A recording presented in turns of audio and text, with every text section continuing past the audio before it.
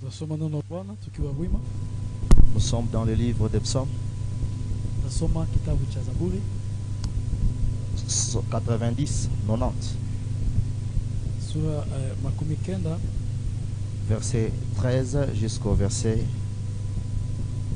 17. mstari wa 13 mpaka mstari wa 17. C'est là que se trouve notre message de cette semaine. Hapa ndipo kunakuwa neno letu la wiki ya kizima. Tunasoma psaume le verset 90, plutôt le chapitre 90, verset 15 à 17. Verset 13 à 17. 13 à 17. Nous lisons dans le nom de Jésus. Amen. Reviens, Éternel. Jusqu'à quand? Aie pitié de tes serviteurs. Rassasie-nous chaque matin de ta bonté, et nous serons toute notre vie dans la joie et l'allégresse. Réjouis-nous autant de jours que tu nous as humiliés, autant d'années que nous avons vu le malheur. Que ton œuvre se manifeste à tes serviteurs et ta gloire sur leurs enfants. Que la grâce de l'Éternel, notre Dieu, soit sur nous. Affermis l'ouvrage de nos mains. Oui, affermis l'ouvrage de nos mains. Parole du Seigneur. Amen. Nous allons acclamer pour la parole de Dieu Tushangilia neno la Bwana et nous allons reprendre nos places. na tutachukua nafasi zetu.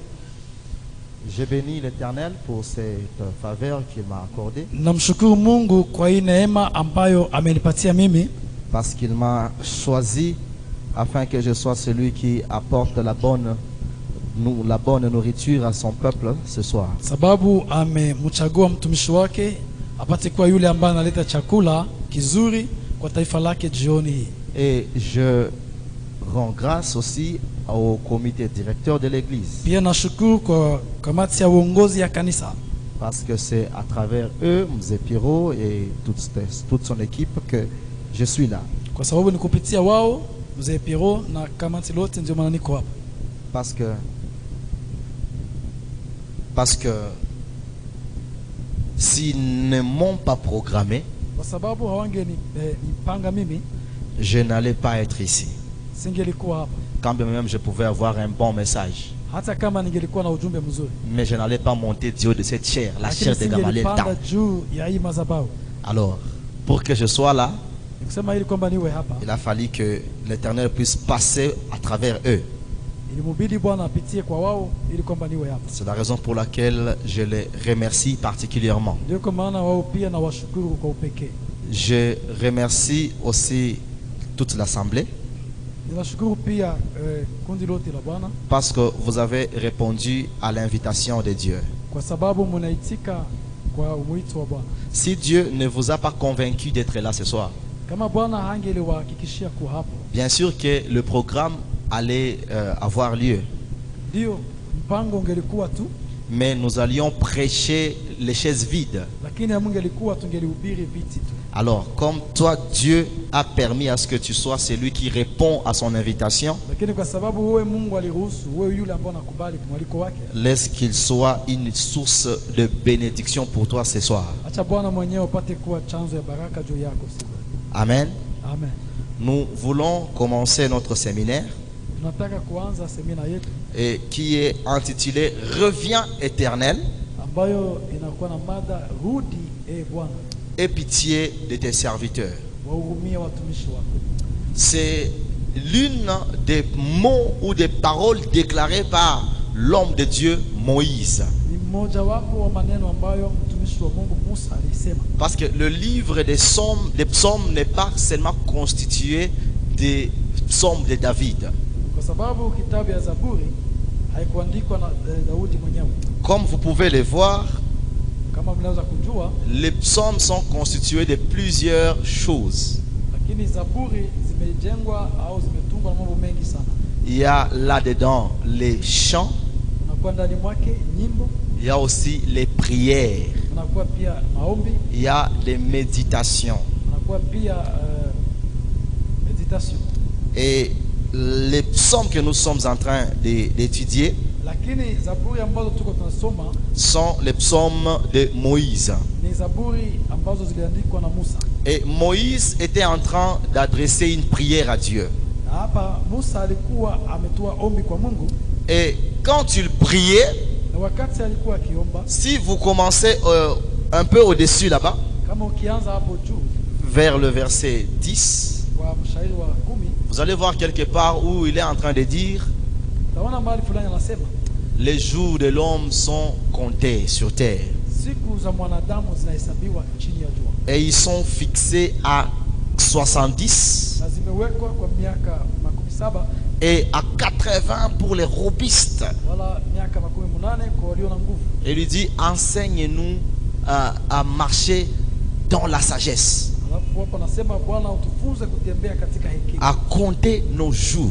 tujue kuhesabu siku zetu. Et ici maintenant où nous avons commencé, Na hapa mahali taanzia, il dit: reviens éternel. Musa anasema urudi Bwana. Mais quand vous regardez très bien, Lakini ukitazama vizuri, là-bas on met les points de suspension. hapo wanaweka alama ya kusimamisha. On dit: reviens éternel jusqu'à quand? Point de suspension. Wanasema rudi Bwana, mpaka wapi? Et puis il dit: aie pitié de tes serviteurs. Na nyuma anasema wahurumie watumishi wako. Et c'est là que se trouve notre enseignement. Ni hapo ndipo panakuwa kichwa cha maneno yetu. Mais j'ai quelques objectifs en voulant vous enseigner cette prière de Moïse. Lakini inakuwa na lengo fulani kwa kutaka kuwafundisha hii maombi ya Musa. J'ai 4 objectifs. Inalenga mambo manne. Le premier objectif, Lengo langu la kwanza c'est de faire connaître aux gens leurs situations difficiles. ni kuwafunulia watu mambo mazito, magumu, Kuwafunulia hali zao ngumu. kuwafunulia watu hali zao ngumu. Yes. Car celui qui reconnaît la mauvaise situation dans laquelle il est, Sababu yule ambaye anatambua hali ngumu ambamo ndani iko, peut aussi faire tout pour trouver une porte de sortie. anaweza pia kufanya yote iwezekanavyo ili kwamba apate mlango wa kutokea. Quelqu'un qui ignore qu'il est dans une mauvaise situation Na yule ambaye hajafahamu kwamba yuko katika hali mbovu, ne peut pas vouloir en sortir.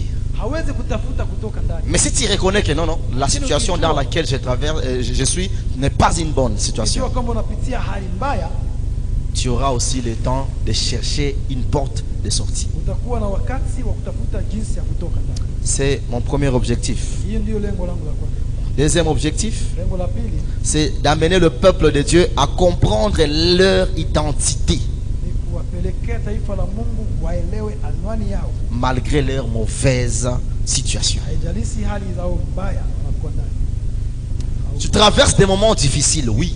Unapitia hali ngumu, ndio, Mais si tu oublies ou tu ignores ton identité, lakini kama ukisahau anwani yako, tu risques de mourir alors que tu ne pouvais pas mourir. unaweza kufikia kufa japokuwa ukuwa ukufa. C'est comme disait Salomon, Ni kama vile Solomon alikuwa akisema, quand je disais: j'ai vu quelque chose d'horrible sur la terre. aliposema kwamba aliona kitu kigumu sana, Quand j'ai vu des princes marcher à pied alipoona kwamba wafalme wanatembea kwa miguu et les esclaves marchaient à cheval.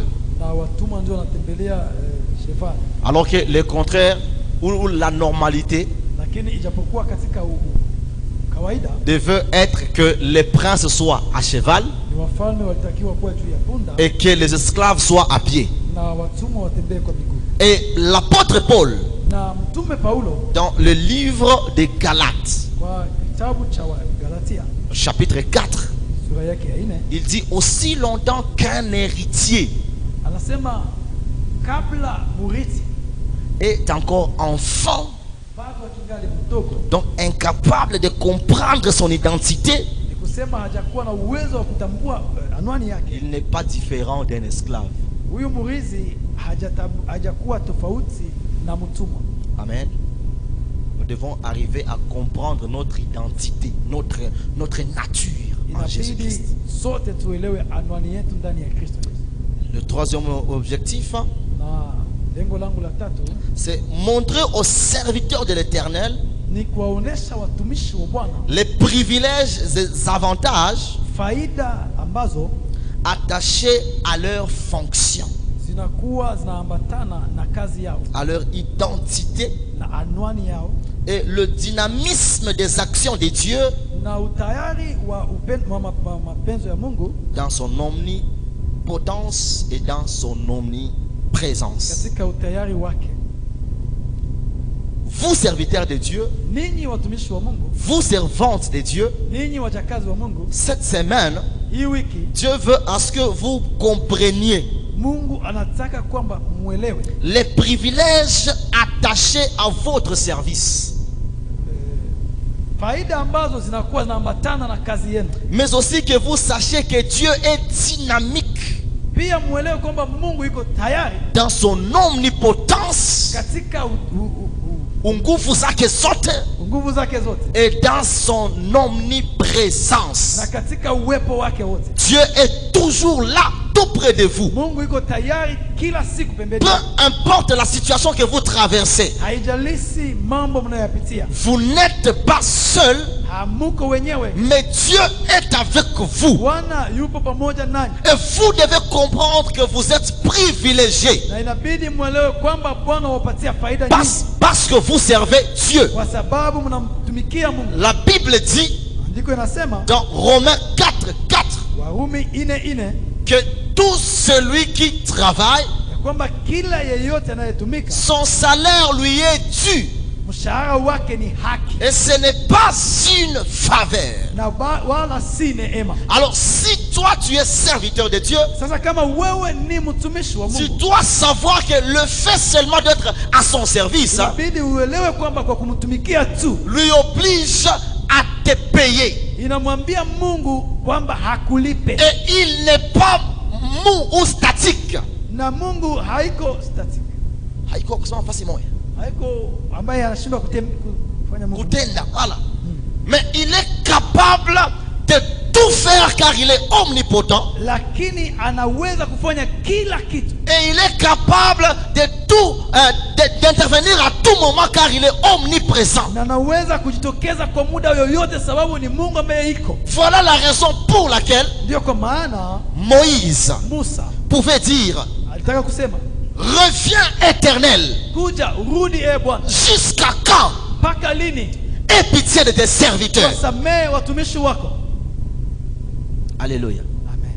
Mon quatrième objectif, Na lengo langu la 4 c'est de faire comprendre le peuple de Dieu ni kuwafanya watu wa Mungu kuelewa que seul Dieu kwamba ni Mungu peke yake a la situation à tous leurs problèmes. anakuwa na suluhisho kwa kila shida zao. Yes, la solution à tous leurs problèmes, Anakuwa na suluhisho kwa kila shida zao, et il va intervenir dans leur situation. na mpaka atajitokeza kwa hali zenu. Dieu a toute solution Mungu anakuwa na suluhisho lote dans tous tes problèmes. kwa kila tatizo yako, Et non seulement il a la solution, na sio kwamba tu anakuwa na suluhisho, mais aussi il va intervenir. lakini pia atajitokeza. Ton droit n'est pas caché devant l'Éternel. Ni kusema haki yako haifichwe mbele za Mungu. Ce que tu traverses, Dieu le connaît. Yote unayopitia Bwana anajua, Et quand tu pries, il entend. na wakati unapoomba anasikia, Et quand tu as foi en lui, il exauce ta na prière. wakati unakuwa na imani ndani mwake anajibu maombi. Et il va le faire cette Na semaine. hii wiki Bwana ataifanya Au nom suprême de Jésus. jina tukufu la Yesu. Laissez-moi définir quelques concepts. Acha mimi niwapatie maana ya masemo fulani. Ici, il dit: reviens éternel, Hapa anasema urudi Bwana, aie pitié de tes serviteurs. wahurumie watumishi wako. Reviens. Rudi C'est la deuxième personne du singulier. ni Mtu wa pili wa umoja. mtu wa pili kwa umoja, Du verbe revenir. kwa tendo kurudi. Et revenir, c'est quoi? Na kurudi ni nini? Revenir a plusieurs définitions. Kurudi inakuwa na maana mengi, Mais j'ai circonscrit quand même 3 qui vont nous permettre de bien évoluer. lakini nichukua maana 3 tu itatusaidia kuendelea. Revenir veut dire Kurudi ni kusema venir à venir une autre fois, kurudia tena ou venir de nouveau. au kurudi mara ya mpya. Amen. Amen. C'est ça, revenir. Hiyo ndio kurudi. Venir une autre fois, Kurudi inasimaanisha ni kurudia tena ou venir de nouveau. au kurudi mara ya pili. C'est la première définition. Hiyo ndiyo maana ya kwanza. La deuxième définition, Maana ya pili ça veut dire redevenir favorable à quelqu'un ni kurudia kuwa na kibali kwa mtu ou reprendre pour lui des sentiments d'amitié, de confiance. au kurudishwa tena katika hisia za Ni kujifanya tena kuwa mtu mwenye unaweza kukubali mtu, ama unazaa tena juu yake hisia za urafiki ama za kumtumainia. Amen. C'est ça, revenir. Hiyo ndiyo kurudi. Tu avais rejeté quelqu'un, Uliwezaka kumtupa mtu mais tu crées encore en toi le sentiment de lui être favorable. lakini tena unatia ndani mwako hisia za kumkubali. Donc tu lui reviens. Ni kusema unamrudi.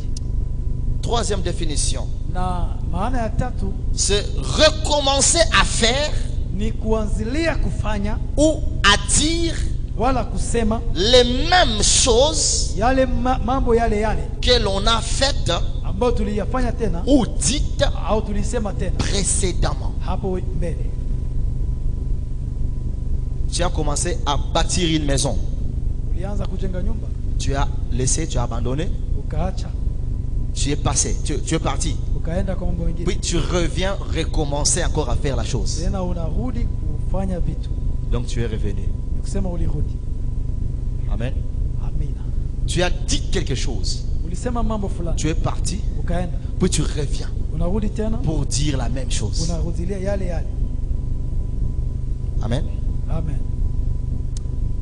Le deuxième mot-clé, c'est pitié. Msemo wa pili mkubwa katika somo yetu ni huruma. Ça signifie Ni kusema un sentiment douloureux hisia ya kuumiza face aux souffrances d'autrui. Mbele ya mateso ya mtu mwingine. mbele ya hali ya mtu mwingine. Mateso. Mateso. Face aux souffrances d'autrui Mbele ya mateso ya mtu mwingine que l'on ne connaît ou partage pas soi-même. mtu ambaye tunamjua wala ambaye hatumjua. Non, non. C'est un sentiment douloureux face aux souffrances d'autrui que l'on ne connaît ou on partage pas soi-même. Donc Voilà. toi, tu as une souffrance. Mtu fulani anakuwa na shida, Je ne connais pas cette souffrance-là, moi. sijui ile shida yako. Moi, je suis aisé. Je suis en Mimi bonne santé. katika hali nzuri, Mais je viens compatir avec toi. lakini nakuja kufanya kusikia huruma. C'est pia. ça, avoir pitié de toi. Hii ndio kuwa na huruma ya Mungu. Moi-même, je ne ressens pas ce que tu ressens.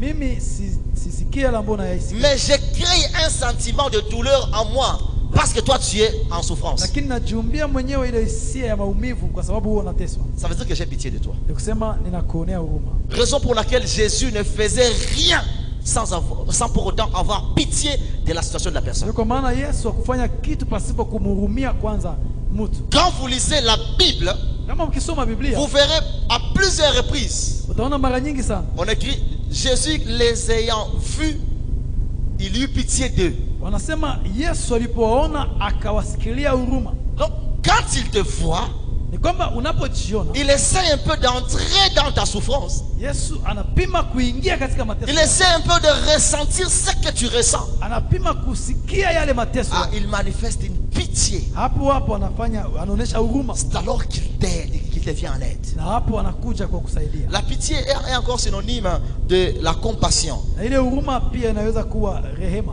ou la commisération. au kusikiliana huruma. La compassion, c'est quoi? Na rehema ni nini? C'est un sentiment Ni hisia qui nous fait partager la souffrance d'autrui, inayoturuhusu kuishi pia mateso ya mwingine, soit par intuition soit inawezekana kwa kufikiria, ou soit par connaissance de la souffrance là. wala ni kwa kujua hiyo hali. C'est ça la compassion. Hiyo ndiyo rehema. Tu vois quelqu'un qui est en danger, Naona mtu ambaye katika tu mateso, vois quelqu'un qui souffre, naona mtu ambaye anasumbuliwa, tu te mets à sa place. unajitia pa nafasi yake.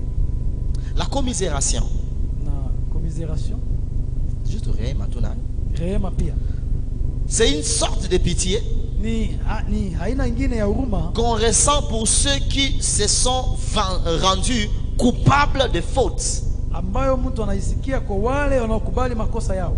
Non, ils se sont rendus coupables. Ils ont commis des délits. Ambao walikubali, ndio sasa wanakubali. Walijifanya ambao walijihukumisha wenyewe kwa kutenda dhambi. Walifanya makosa. Amen. C'est ça la commisération. Wale ambao walijihukumisha wenyewe. Unafanya dhambi, uko mzambi, donc tu dois être puni. Mais Dieu vient, il a quand même pitié de toi. Ulifanya dhambi, ilibidi upate shida, lakini Mungu anakuonea huruma. Le salaire du péché c'est la mort. Mshahara wa dhambi ni mauti. Et tu es pécheur. Na wewe ni mfanya dhambi. Mais malgré cela, lakini hata kama Jésus vient, Yesu anakuja. Il a pitié de toi. Anakuonea huruma. Il prend ta place. Anakamata nafasi yako. Il meurt à ta place. Anaitika kufa nafasi yako.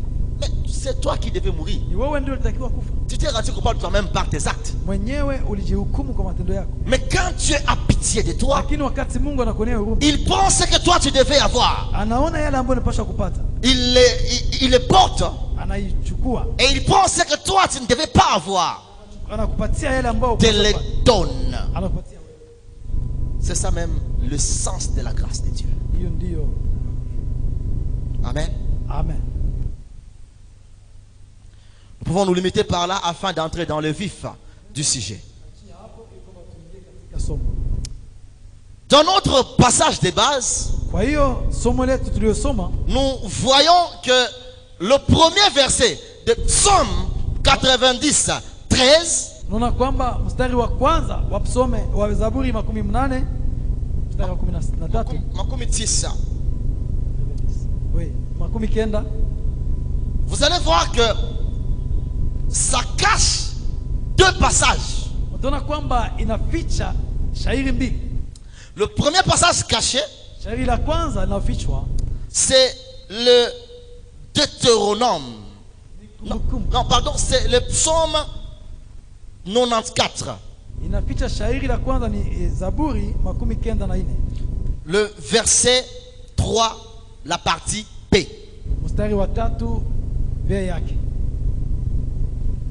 Il y a quelqu'un qui peut me lire Psaume 94, 3, partie B? Mtu mmoja tusomee Zaburi 94.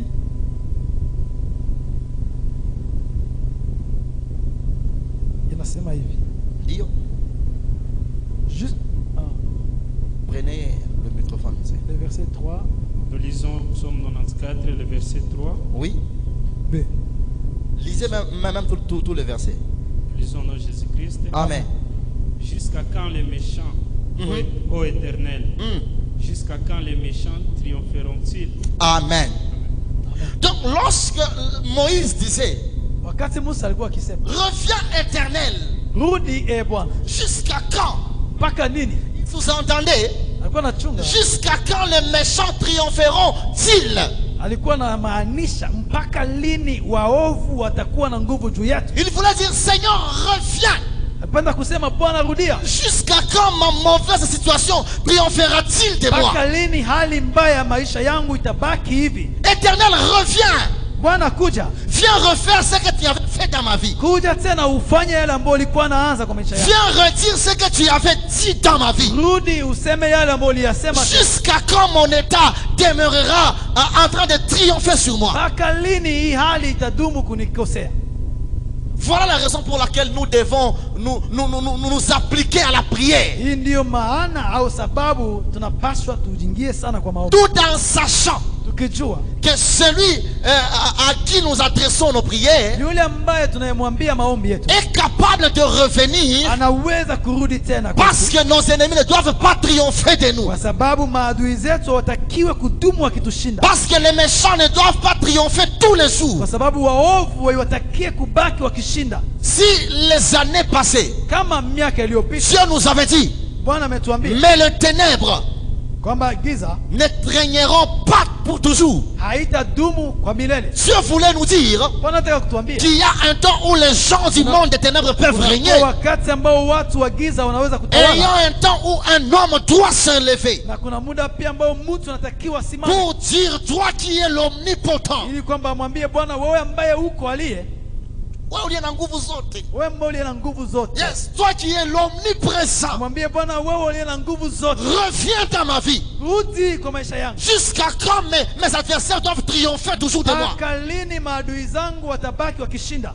Qu'est-ce que tu es en train de dire dans toi maintenant? Wewe uko unajiambia nini? Quelle situation persiste dans ta vie et ne veut pas te lâcher? Ni hali gani ya maisha ambayo inashikamana na maisha yako? Il est temps de dire au Seigneur, reviens. Muda wako huu wakuambia Bwana rudi. Dans la Bible, il y a plusieurs gens qui ont dit à l'Éternel, reviens encore. Kwenye Biblia watu wengi sana waliambia Bwana rudia tena. Même notre Seigneur Jésus-Christ lui-même était revenu au moins 3 fois. Hata Yesu Kristo Bwana wetu pia alirudi mara 3. Premièrement, il était venu. Mara ya kwanza alikuja, Il est mort. akakufa. Après la résurrection, Kisha ufufuka, il est revenu akarudi. pour leur parler encore des histoires du royaume de Ili Dieu. kwamba waongeleshe tena mambo ya ufalme. Il est monté au ciel. Akapanda tena Il est encore revenu 7 jours après. siku 7 nyuma. Pourquoi? Kwa nini? Il voulait encore refaire ce qu'il a commencé à faire. Ilitakiwa aruje tena afanye yale ambayo Que ce soir l'Éternel revienne encore dans ta vie au nom suprême de leo Jésus. Bwana arudi maishani mwako kwa jina la Yesu. Et qu'il change ta situation. Na abadili hali yako. Alléluia. Amen. Le deuxième verset caché, Ingine mshairi na fichwa humu ndani. c'est la partie peu de notre lecture. Ni partie B ya hii msema wetu. Aie pitié de tes serviteurs. Uwahurumie watumishi wako. Quand on est serviteur de Dieu, Wakati tuko watumishi wa Mungu, l'Éternel doit avoir pitié de nous. Bwana inamubidi atuhurumie. Raison pour laquelle dans Esaïe il dit, Kwa hiyo anasema katika Isaya, vous aurez faim, ninyi mtakuwa na njaa, mais mes serviteurs mangeront. lakini watumishi wangu watakula. Vous aurez soif, Mtakuwa na mes kiu, serviteurs boiront. watumishi wangu watakunywa. Vous aurez froid, Ninyi mtapata mes baridi, serviteurs seront couverts. watumishi wangu watafichwa. Dans Jean, Jésus dit, Na katika Yohana Yesu si anasema, quelqu'un me sert, kama mtu mon akinitumikia, Père l'honore. baba yangu Et atamheshimu. là où je suis, Na mahali ambapo c'est là niko, que mon serviteur niko sera. mahali atakuwa Quand tu mtumishi wangu. sers Dieu, Wakati unamtumikia quand tu es Mungu, serviteur, servante de wakati l'Éternel, uko mtumishi mtakazi wa l'Éternel Mungu, doit avoir pitié de Bwana toi. Mungu inamubidi akuhurumie wewe. Alléluia. Amen. Quand tu traverses des moments difficiles, Na wakati utapitia wakati vigumu, il a pitié de toi. Bwana atakuhurumia Et il est tout près de toi. na atakuwa pembeni yako. Voilà la raison pour laquelle David pouvait dire, Ndio maana Daudi alikuwa anataka je kusema, suis en train de traverser la vallée de l'ombre de la niko mort, napita katika bonde la uvuli wa mais je mauti, ne crains aucun mal, lakini siogope ubaya car wowote, il est avec moi. sababu yuko na mimi. Sa houlette et son bâton me rassurent. Fimbo lake na fimbo lake limenikamilishia. Alléluia. Et le verset caché, c'est Deutéronome 32, verset 3. Humu ndani Verset 36. mstari uliofichikana ni Kumbukumbu 32. Mosée patient, lis-nous encore ce passage. Somee ndugu Pasia. Aujourd'hui, c'est le jour de prière, nous devons prier. Nous devons d'abord comprendre qu'est-ce que nous allons dire à Dieu. Inabidi tuelewe tutamwambia Mungu nini, alafu tuombe. Deutéronome 32, 36. Quand Dieu veut juger son peuple, il juge tout le monde, mais il a pitié de ses serviteurs. Ah! Nous lisons Deutéronome 32, le verset 36, lisons au nom de Jésus-Christ. Amen. L'Éternel jugera son peuple, L'Éternel jugera son peuple, mais il aura pitié de ses mais il serviteurs, aura pitié de ses serviteurs, en voyant que leur force est épuisée en voyant qu'ils se sont épuisés à le servir, Amen. et qu'il n'y a plus ni esclave ni homme libre. Amen. et qu'il n'y a ni homme, ni esclave, ni homme libre. Ils se sont mis ensemble afin de faire l'œuvre de Dieu, Wamejiweka kando ili kuwamtumikie Mungu tout en n'ayant pas la discrimination. pasipokuwa na siri yoyote. Ils se sont mis à servir. Wakajiweka kumtumikia Ils Mungu. ne voyaient plus d'esclaves au milieu d'eux. Hawakuona katikati yao Ils ne watumwa, voyaient plus d'hommes libres au milieu d'eux. wala hawakuona katikati yao Mais ils se waliokuwa sont huru. considérés comme une armée Wote wakajifanya kuwa kama des serviteurs de l'Éternel. kama vile armea, jeshi la watumishi wa Mungu. Et ils se sont mis à travailler pour lui jusqu'à s'affaiblir. Wakajiweka kumtumikia Mungu mpaka wakachoka. Toi qui sers Dieu, continue à servir ton Dieu. Endelea kumtumikia, Ne lâche pas, usiachilie, ne te fatigue pas. usichoke. Dans 1 Corinthiens, Wakorintho wa kwanza le chapitre 15, sura yake 15. Je pense le verset 58. Nafikiri mstari wa 15. L'apôtre Paul dit, Paulo anasema vos efforts en Christ, nguvu zenu au bidii zenu katika bidii Kristo zenu katika Kristo hazipite bure. hazikupita bure. Alléluia. Amen. Lorsque nous nous fatiguons pour Dieu, Wakati tumejichokesha il kwa ajili a ya Mungu, pitié de nous. anatonea huruma. Quand tu sers Dieu Wakati tunamtumikia et Mungu que tu es négligé par les na hommes, wakati watu wanakudharau, l'homme ne peut pas avoir pitié de toi. mtu yoyote hata kuhurumia. Tu es le 40e dans le ventre de sa maman, afin qu'il ait pitié de toi. Mais Dieu, lui, a pitié de toi. Lakini Mungu yeye atakuhurumia Parce que tu le sais. kwa sababu unamtumikia. Alléluia. Amen. Ce sont les deux versets importants Hizo ndizo cachés. mishairi mbili ilikuwa nafichikana kwa hiyo somo tulisoma. Le premier Ya kwanza nous dit que jusqu'à quand, Seigneur, nasema mpaka lini Bwana le méchant triomphera-t-il? waovu watazidi kutushinda? Jusqu'à quand la sorcellerie triomphera de ma vie? Mpaka lini uchawi utaendelea kufanya kazi kwa maisha yangu? Jusqu'à quand le chômage triomphera de moi? Mpaka lini ukosefu wa kazi utanishinda? Alors que tu es éternel, Japokuwa wewe uko Mungu, alors que tu es omniprésent, japokuwa wewe uko mwenye nguvu alors que yote, tu es omnipotent, japokuwa wewe una mamlaka yote, reviens, Seigneur. rudi Tu Bwana. avais fait quelque chose les années passées. Ulianza na sisi mwaka iliyopita, Fais encore quelque chose na aujourd'hui. leo ufanye na sisi. Reviens, éternel. Rudi tena Bwana. J'aimerais révolutionner quelqu'un Napenda mtu mmoja afin qu'il sache ili kwamba que ajue le Dieu en qui il a cru kwamba Mungu ambaye est ndani un mwake Dieu anaamini puissant, ni Mungu mwenye est uwezo un wote, Dieu capable, Mungu mwenye mamlaka est yote, un Dieu capable de sauver ni Mungu anayeweza kuokoa et de relever, na anaweza kuinua de tena, rétablir, anaweza kusimamisha de tena, restaurer anaweza tena kuinua et d'élever. na kupandisha. Ce Dieu-là est là ce soir. Huyu Bwana iko hapa leo, Mais aussi, c'est un Dieu qui a pitié de toi. lakini pia ni Mungu ambaye ana huruma juu yako, Il a pitié de toi. anakuhurumia. Quand les hommes n'ont pas de pitié de Wakati toi, wanadamu hawatakuhurumia quand wewe, les hommes veulent te voir au cimetière, wakati watu wanataka kuona kwenye makaburi, quand ils veulent te voir en train de pleurer, watu wanakusudia kuona lui, ukilia, il peut te dire, Bwana anaweza kuambia vis dans ta situation, baki katika hiyo hali, mais au moment opportun, lakini kwa je muda veux unaofaa revenir nitarudi kwako afin d'accomplir ma volonté ili sur ta vie. nikamilishe mapenzi Que yangu ce maishani mwako. soit le jour Hii fait jioni iwe siku pour que yako Dieu vienne accomplir sa ambayo volonté Bwana atakamilisha mapenzi dans yake ta vie. kwa maisha yako Au nom suprême de katika Jésus. jina tukufu la Yesu Kristo. Quand Dieu revient dans la vie de quelqu'un, Wakati Bwana anarudi kwa maisha ya mtu c'est pour accomplir cette chose. ni ili afanye mambo masaba. Je vais essayer d'en parler. Nitapima Si kufanya. nous terminons dans 8 minutes, Kama tukimaliza kwa dakika 8 on pourra prier pendant 5 minutes. tunaweza kuomba kwa dakika 5. Vous qui écrivez, Nini ambao mnaandika? quand Dieu revient dans la vie de quelqu'un, Wakati Bwana anarudi tena kwa maisha ya mtu, premièrement, ya kwanza c'est pour donner une information précise. ni ili apane information, taarifa kamili par rapport à un sujet quelconque. kulingana na hali fulani au jambo fulani. Tu es stérile, Wewe ambaye hauzai, tu pries, unaomba, et Dieu te dit, wanakwambia tu auras un enfant. utapata mtoto, Il part. na anaenda. Si tu lui dis, Seigneur, rentre encore pour me préciser, Kwambia, Bwana ukirudi tena kuniambia, il reviendra atarudia pour te dire, tu auras un enfant. ili kuambia utakuwa na mtoto Et il sera un garçon. na atakuwa mwanaume. Amen. Hein? Amen. Quand Dieu rentre, Tena Bwana akirudi c'est pour donner une précision, ni ili akupatie une taarifa information exacte kamili par rapport à la situation que tu traverses. kulingana na hali fulani unapitia. Si vous lisez Juge, Kama tukisoma Waamuzi chapitre 13, sura ya 17, le verset 8 à 9, sura 13 mstari wa 8, là la Bible est en train de nous montrer la prière de Manoach, Biblia iko natupatia maombi ya Manoa, le père de Samson. baba yake na Samsoni. L'ange de l'Éternel était apparu à sa femme Malaika wa Bwana alimtokea mke wake na pour Manoa, lui dire, akamwambia tu auras un enfant utachukua alors que tu es stérile.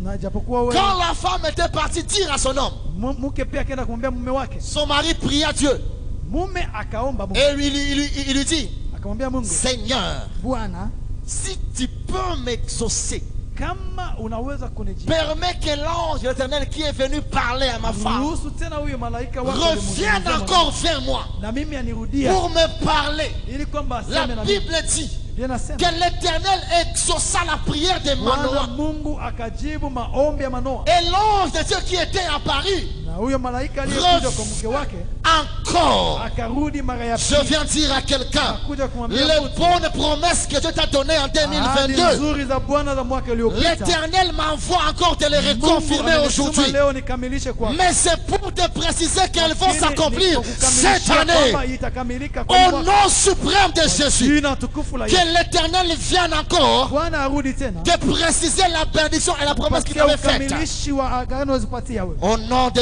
Kwa Jésus. jina la Yesu. C'est ce qu'avait fait Jésus.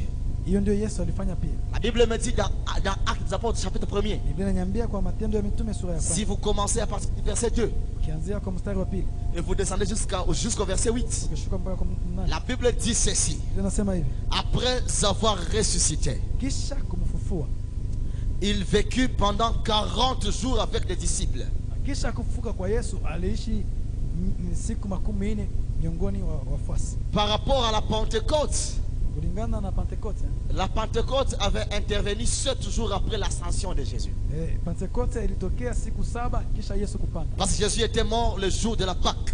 Sababu Yesu alikufa siku ya Pasaka. Il fit 3 jours dans le tombeau. Akafanya siku 3 katika kaburi. Le 3e jour, il ressuscita. Siku ya 3 akafufuka. Il vécut 40 jours avec eux. Akaishi siku 40 na watu. Mais qu'est-ce qu'il faisait pendant ces 40 jours? Na hiyo siku alikuwa anakifanya nini? Il leur précisait des nouvelles concernant le royaume de Dieu. Alikuwa anawakamilishia habari njema kuhusu ufalme wa Mungu. Alors que si vous lisez Matthieu chapitre 10, Japokuwa mkisoma Mathayo 10, quand il les envoyait wakati alikuwa akiwatuma prêcher 2 à 2, waende wahubiri, Il leur dit, aliwaambia allez, mwende dites, useme, prêchez et dites, le royaume des cieux est proche. wahubiri mkisema ufalme wa Mungu ni karibu. Il ajouta en disant, Alikuwa akiongeza, ressuscitez les morts, wafufue pia watu, guérissez les malades, waponye hata wagonjwa, purifiez les lépreux. watakase wayukoma. Vous avez reçu gratuitement, Mulipokea kwa bure, donné gratuitement. mpane pia kwa bure. Mais à sa résurrection, Lakini kwa fufuko wake il prend 40 jours, alifanya siku leur 40 disant, le royaume des cieux ne consiste pas en akiwaambia, paroles, ufalme wa mbingu si kwa maneno, mais il consiste en puissance. lakini ni kwa uwezo. Allez, Unapatikana kwa nguvu. exposer les nations Nendeni à la puissance de la parole waweke mataifa et à la puissance des œuvres du Saint-Esprit. nguvu ya maneno na kwa nguvu ya Roho wa Proclamer le Mungu. royaume de Dieu. Utangaze ufalme wa Mungu. Il revint encore sur le pouvoir Akarudia de kusema. l'exercice du pouvoir Akarudia kuwapatia nguvu ya kutumikisha mamlaka afin qu'ils puissent communiquer le royaume des cieux en marche. ili kwamba watangaze ufalme wa mbinguni ambao unakuwa Mais katika. le plus grand problème qu'a la chrétienté aujourd'hui, Shida kubwa kwa Ukristo leo c'est le fait de ne pas bien comprendre le message. ni kutoelewa mzuri ujumbe. Si vous lisez le verset 5, Kama ukisoma mstari wa 5 vous allez voir les apôtres lui poser une question. utaona wametuna na mswali, Seigneur, Bwana, et c'est à ce temps-ci eske je ni hii muda sasa que tu vas rétablir Israël dans son royaume. ambao utamsimamisha tena Israeli katika. C'est alors qu'il va leur dire, Hapa atawaambia, je trouve que vous n'avez pas encore compris. naona mjaelewa kitu. Ne cherchez pas à comprendre ce que Dieu a préparé dans sa souveraineté. Tafute kujua Bwana amepanga nini katika ukubwa wake. Mais comme vous n'avez pas compris, Lakini kwa sababu mshindwa je kuelewa, reviendrai encore afin de vous communiquer une puissance. tarudi tena ili kwamba niwatangazie uweza. Le Saint-Esprit survenant sur vous. Roho wa Mungu atakuja juu yenu, Et vous serez maintenant mes témoins na hapo ninyi mtakuwa washuhuda wangu. à Jérusalem, Toka Yerusalema en Judée, tenda Yudea, en Samarie, tenda mpaka Samaria, jusque dans les extrémités de la mpaka terre. katika dunia Je yote. vais me limiter par ici aujourd'hui. Simama hapa leo, Mais laissez-moi vous communiquer lakini 3 wache choses nikuambie mambo que matatu nous allons utiliser ce soir ambayo tatumia leo afin de faire une prière efficace. tufanye maombi yenye kukamilika. L'Éternel va revenir aujourd'hui Bwana atarudi leo, et il va intervenir dans ta situation. atafanya kazi Il kwa va maisha yako. intervenir dans Atatumika tes entreprises. katika kazi Il zako, va intervenir dans ton foyer. atatokea katika Il ndoa va yako, intervenir atatokea dans tout ce que tu es en train de katika faire. yote ambayo unakuwa Ta vie unakifanya, va subir kwa sababu une métamorphose aujourd'hui. utapata mbadiliko, Tout va changer. mambo yote Parce que yatabadilika. l'Éternel va mettre une retouche sur ta vie ce Sababu soir. Bwana atagusa tena Je leo lève maisha ma yako. main vers le ciel Tia mikono yangu et je mbingu. décrète et déclare que Nasimamisha kwa Mungu l'Éternel Dieu des armées kwamba Bwana Mungu va wa te mabwana toucher ce soir. atakugusa jioni ya leo. Alléluia. Amen. Quand l'Éternel te communique une puissance ou revient encore pour te communiquer une puissance, wakati Bwana anarudi tena ili kwamba akupatie uweza mpya, ou quand Dieu te oint d'une onction particulière wala kama Bwana anakupatia ingine utukufu qu'on appelle le Saint-Esprit, uwepo ambao unaita Roho Mtakatifu, d'abord il se disponibilise pour être ton enseignant personnel. kwanza amejiweka kuwa mwalimu wako wa kipekee. Alléluia. Amen. Il veut t'enseigner toutes choses. Anataka akufunze kila kitu. Il veut même te rappeler ce qu'il t'avait déjà dit. Anapenda pia kukumbusha yale ambayo alisema zamani. C'est pourquoi toute promesse de Kwa Dieu sababu kila ahadi ya Mungu a toujours 3 étapes. inakuwa na hatua tatu. La première étape, Hatua ya c'est kwanza l'étape de la naissance. ni kuzaliwa, Et cette étape, tu la connais. na niye umekwisha kujua. Le premier jour où l'Éternel te donne une bonne parole dans l'alliance. Siku ya kwanza ambayo Bwana anakupatia neno nzuri Tu es katika dans agano, tu es dans la joie. uko katika Tu furaha, es content. unafurahi kabisa. Mais la deuxième étape, Lakini hatua ya pili c'est l'étape de la mort de cette promesse. ni hatua ya kukufa kwa hiyo agano, ahadi. Quand tu arrives à dire Dieu s'était trompé. Wakati unafikia kusema Bwana alijidanganya. Et la troisième étape, Na hatua ya tatu c'est dans ce moment que l'Éternel revient encore ni hatua ambao Bwana anarudi tena pour ressusciter, refaire ce qu'il t'avait ili dit, afufue na kusema tena aliyosema, accomplir ce qu'il t'avait promis. kamilisha yale ambayo alikuwa J'aimerais dire à quelqu'un Nataka kumwambia mtu que ce jioni, soir, kama jioni leo, l'Éternel, Bwana par la puissance de son esprit, est en train de te rétablir yuko encore anakusimamisha tena dans tes promesses katika ahadi et zake dans son alliance, na katika agano dans lake, le nom suprême de Jésus. katika jina tukufu la Quand Yesu Kristo. l'Esprit de Dieu descend, Wakati Roho wa Bwana il anashuka, vient te communiquer 3 anakuja kuongea na puissances. wewe mambo matatu. La première puissance, Mamlaka ya kwanza c'est la puissance du témoignage. mamlaka ya ushuhuda. Lui-même qui est omnipotent, Yeye mwenyewe ambaye ana uweza wote entre dans ta bouche anaingia katika kinywa chako afin que tu commences à déclarer, à témoigner ili des choses kwamba avec puissance. mwenyewe uanze ukashuhudie mamlaka yake. J'aimerais dire à quelqu'un Nataka kumwambia mtu que ta prière aujourd'hui kwamba maombi yako ya est leo assaisonnée de la puissance du Saint-Esprit. inafunikwa na uwepo wa Roho De la Mtakatifu. même manière Hivyo hivyo dont la parole de Dieu au kama neno commencement la Mungu ilikuwa kumwanzo, étant assaisonnée de la puissance de ilikuwa l'Esprit, inafunikwa na mamlaka ya avait Roho, créé le monde nouveau. ikafanya dunia Ce kuwa soir, mpya. Jioni ya ta leo prière créera maombi yako de nouvelles itaumba opportunités, upya tena de ingine nouvelles milango, ouvertures, milango de mpya, nouvelles portes. milango mpya Dans le nom suprême de katika Jésus, jina la Yesu Nazareti. l'Éternel est revenu ce Bwana soir, Mungu alirudi usiku wa rien leo que pour toi, kwa ajili yako, pour alirudi apporter une solution ili alete à suluhisho ton problème. kwa shida zako, Quand l'Éternel kwa vient, sababu Bwana il anapokuja t'accorde le pouvoir du témoignage. anakupatia mamlaka ya kushuhudia. Voilà la raison pour laquelle Ndio kwa maana Pierre qui pouvait avoir peur devant une femme, Petro ambaye alikuwa anataka kuogopa mbele ya Pierre qui wanawake, pouvait avoir peur devant ambao l'abandon, Petro alikuwa abidi kuogopa mbele ya watu devant l'abandon, kwa kuachiliwa. son maître est mort. Bwana wake amewaacha, Il passe une nuit dans la tombe. amefanya siku moja katika Le kaburi. deuxième jour, Siku ya pili katika Pierre kaburi, dit à ses frères, Paulo na Petro na je ndugu n'avais zake, pas jeté mon hameçon. mimi sikutupa Et tena, je sais là où j'avais caché ma barque. na mimi najua niliacha Allons wapi pêcher. Twende. Il nous a laissés. Twende, Il ne tulo. rentrera plus. alituacha. Le même Pierre, Huyu Petro étant maintenant loin du ambaye Saint-Esprit, amekuwa amewewa na Roho il Mtakatifu, prêche l'évangile akahubiri avec un habari pouvoir njema de na témoignage katika ushuhuda kubwa, extraordinaire ushuhuda ya ajabu, jusqu'à convaincre Mpaka 3000 hommes akawafanya que watu ce 3,000 soir waelewe ton témoignage jioni ya leo et le pouvoir ushuhuda wako d'écrouler les upokee géants mamlaka ya dans le kutembea monde spirituel. katika ulimwengu wa roho kwa jina la Yesu Kristo. Le deuxième pouvoir, Na mamlaka ya pili, lorsque l'Éternel vient vers toi wakati Bwana anakuja mbele et il kwako, te oint de son esprit, anakujaza Roho Mtakatifu, il fait te communiquer anakupatia la puissance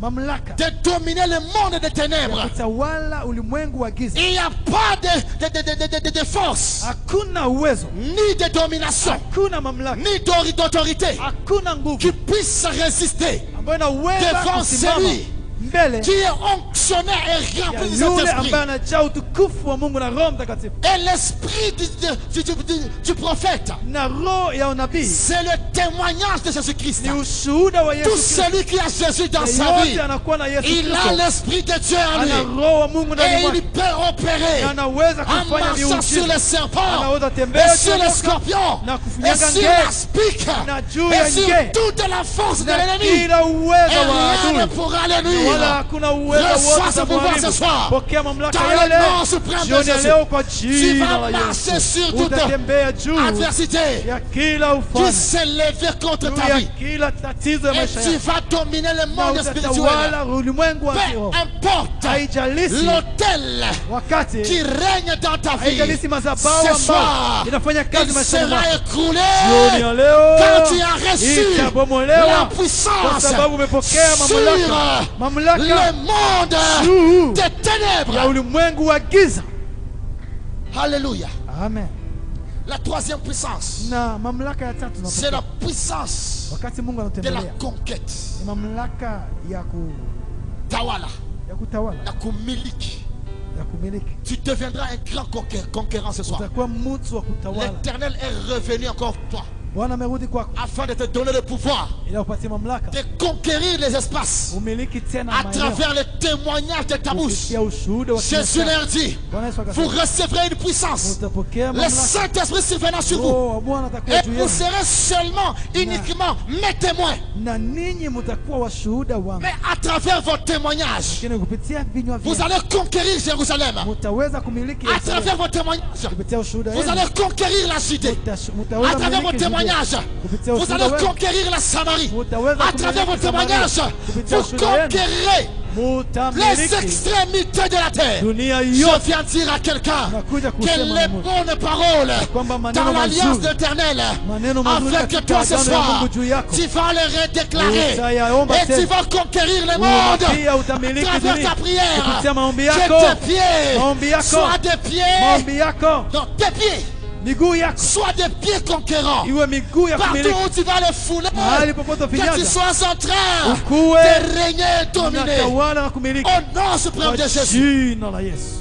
Voilà les trois puissances Tazama yale qui mamlaka sont mawili. en toi. Ni mamlaka tatu Parce que unapokea. l'Esprit de Dieu Sababu Roho wa Bwana est en toi. iko ndani yako. Tu es un homme fort. Wewe ni mtu wa Tu nguvu. es un homme puissant. Wewe ni mtu wa mamlaka. Rien ne résistera au-devant de toi. Hakuna kitakachosimama Tant mbele que tu yako. vivras. Wakati utakuwa Parce hai que tu duhai. es en vie. Kwa sababu uko ndani ya maisha. L'adversaire Na mtesi doit tomber, adui doit fléchir genou. inabidi aanguke. Voilà pourquoi il est écrit Ndio maana dans imeandikwa Philippiens na chapitre 2 Wafilipi et le verset wa 11 Chapitre wa que pili. Jésus Imeandikwa a kwa reçu un nom Yesu au-delà de tout nom. alipokea jina Lorsque nous déclarons ce juu ya nom, majina yote, tout genou fléchit. na wakati unapotamka jina lake Ah, kila je ne sais goti pas si linakuja. quelqu'un entend. Sijui kama kuna mtu anaelewa. S'il y a une maladie en toi, Wakati kunakuwa ugonjwa ndani mwako, quand tu déclares, wakati unasema sors au nom de Jésus. toka kwa Elle fait jina la d'abord Yesu, comme ça.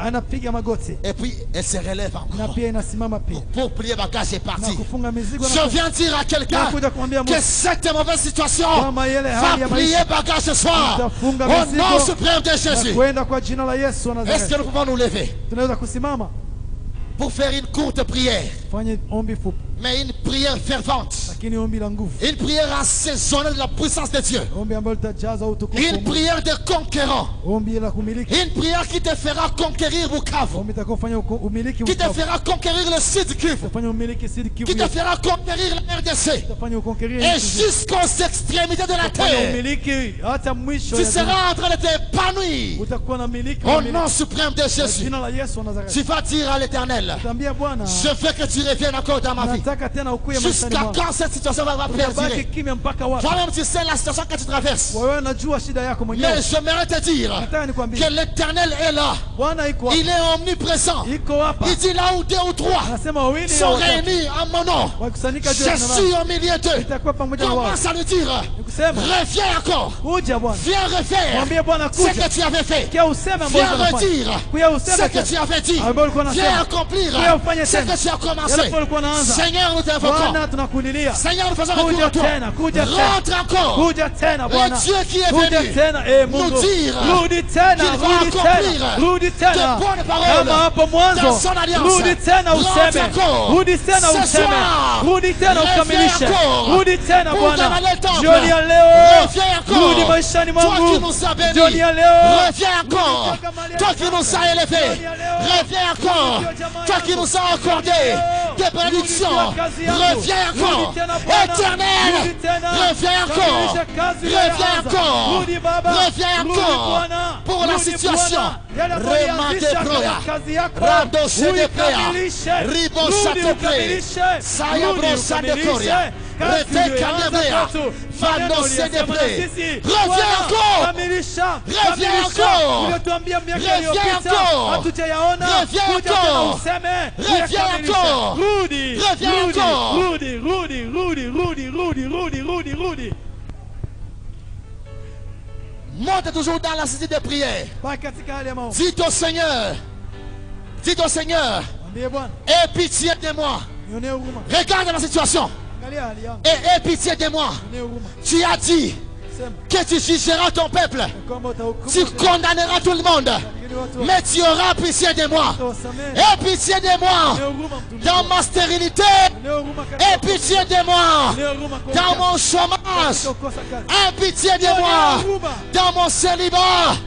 Aie pitié de moi dans ma maladie. Aie pitié de moi. Fais la prière fais la prière de Bartimée. Fils de David. Roi des rois. Aie pitié de moi. Aie pitié de moi. Je suis ton serviteur. Je suis ton serviteur.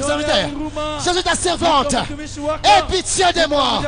Aie pitié de moi. Aie pitié de moi. Aie pitié de moi. Aie pitié de moi. Aie pitié de moi. Aie pitié de moi. Aie pitié de moi. Repasha de bro. Rando se de prea. Recande se de broya. Vaya torre keria. Ribosha de pre. Feria sai de pro. Rakando se de brea. Torre saya. Fere broche. Rapé de veria. Tira kaya mando. Rasaka de se de bre. Fore se de bre. Prochain de brea. Faya torre keria. Alléluia. Repachant de brea. Ce soir, l'Éternel est en train de te voir. Ce soir, Dieu a pitié de toi. Ce soir, il est en train de te venir en aide. Nous allons faire une dernière prière. Nous allons utiliser le pouvoir et la puissance qu'il nous a donné à travers le Saint-Esprit qui vit en nous. Il est écrit dans Matthieu 18. En vérité, je vous le dis, tout ce que vous lierez sur la terre sera lié dans les cieux. Et tout ce que vous délierez sur la terre sera délié dans les cieux.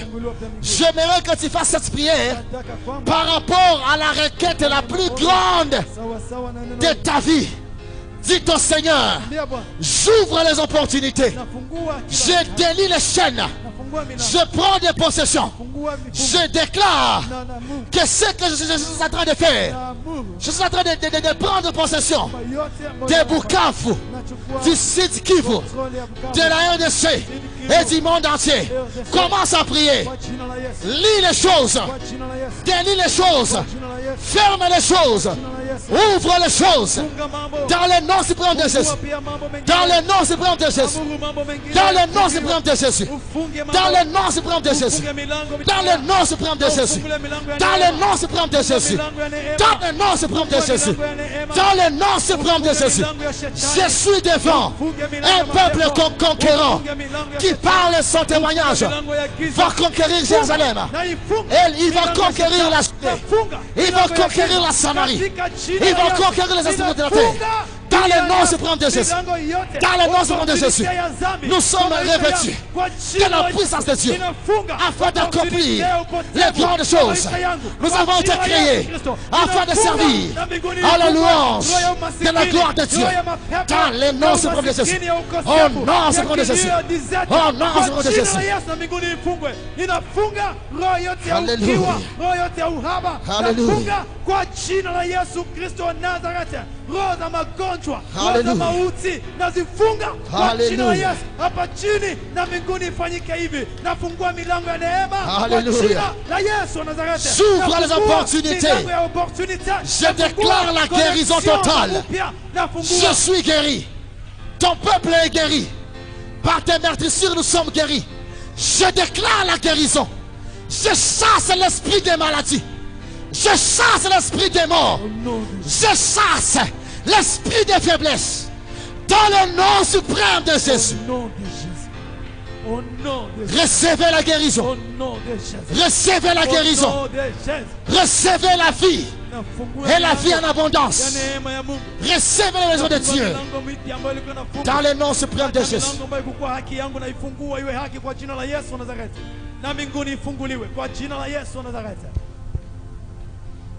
Que Dieu vous bénisse. Amen. Le vendredi, venez à temps. Invitez encore les autres personnes. Je suis plus que convaincu que l'Éternel va te visiter cette semaine. Je suis plus que sûr que les choses qui étaient encore jusque-là fermées vont s'ouvrir au nom suprême de Jésus.